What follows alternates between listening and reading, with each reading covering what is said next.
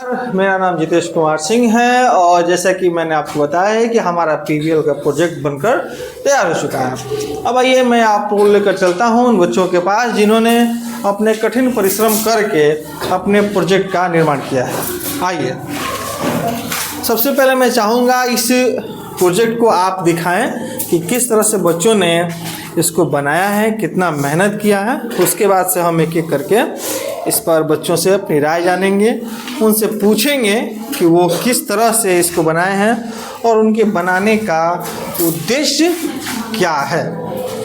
पहले कैमरामैन से चाहेंगे कि इस कमरे के अंदर तक की तस्वीरों को दिखाएं, इसका उद्देश्य क्या है, वो उद्देश्य के बारे में भी चीज़ें समझ में आएंगे। चलिए अब हम आते हैं बच्चों से पूछते हैं कि ये बच्चे जो प्रोजेक्ट बनाए हैं उसका उद्देश्य क्या है। चलो बाबू खड़ा हो जाओ। क्या नाम हुआ आपका? रागनी कुमारी। चलिए, आपने जो प्रोजेक्ट बनाया है इस प्रोजेक्ट के बारे में बताइए, इसका नाम और इसके उद्देश्य के बारे में बताइए। पीवीएल विज्ञान के विषय में मैं मेरा एक रोशन कमरा का डिजाइन बनाई हूँ। इसको पूरा सफ़ेद रखी हूँ ताकि प्रकाश का परिवर्तन के नियम पूरे रूम में फैले। यानी इसमें कमरे को इस तरह से डिजाइन किया गया है कि इसमें एक छिद्र से प्रकाश प्रवेश करेगी और पूरा कमरा रोशन हो जाएगा।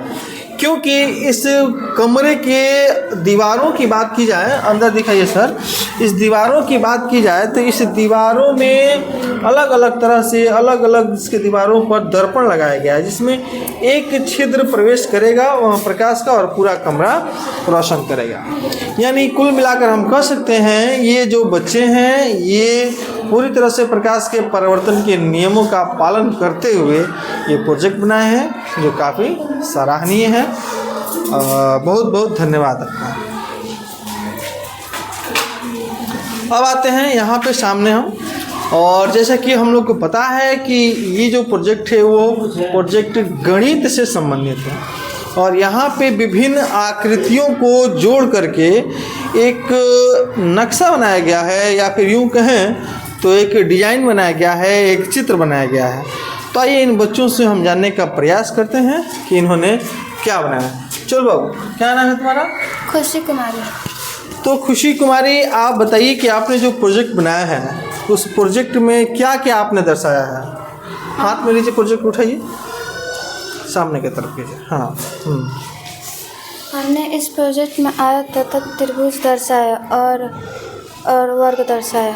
यानी यहाँ पे एक कहानी को दिखाया गया है, जिस कहानी में एक घर का चित्र बनाया गया है, एक बालिका का चित्र बनाया गया है और सामने ही एक उगते हुए सूर्य का चित्र बनाया गया है। यानी इस कहानी में जो गणित छिपा हुआ है उसको दर्शाया गया है। सूर्य का चित्र बनाया गया है जो कि वृत्त के आकार का है। यहाँ पे आप देख सकते हैं इसकी त्रिज्या भी मेंशन किया गया है, यानी त्रिज्या 7.5 सेंटीमीटर के आसपास है। अगर हम बात करें इसके घर का छत जो है त्रिभुजाकार बनाया गया है, इसके नीचे का कमरा जो वर्गाकार बनाया गया है, इसके दरवाजे को आयत के आकार के बनाया गया है। ठीक उसी प्रकार ये जो लड़की की यानी बालिका का जो चित्र बनाया गया उसमें विभिन्न ज्यामितीय आकृतियों का वर्णन किया गया है। यानी इससे पता लग रहा है कि इस कहानी में गणित की आकृतियों का वर्णन किया गया है जिससे गणितीय वस्तु के गणित के विभिन्न आकृतियों की समझ विकसित हो रही है इन छात्रों में, जो कि प्रोजेक्ट इनका काफ़ी सराहनीय है। इसमें एक और छोटा सा प्रोजेक्ट हम देख सकते हैं सामने, आप भी देखिए। एक इसमें विभिन्न ज्यामितीय आकारों को लेकर के एक घर का निर्माण किया गया है जो कि बहुत खूबसूरत है। आगे आते हैं हम लोग यहाँ। सेम वही चीज़ यहाँ पे बनाया गया है बच्चों के द्वारा।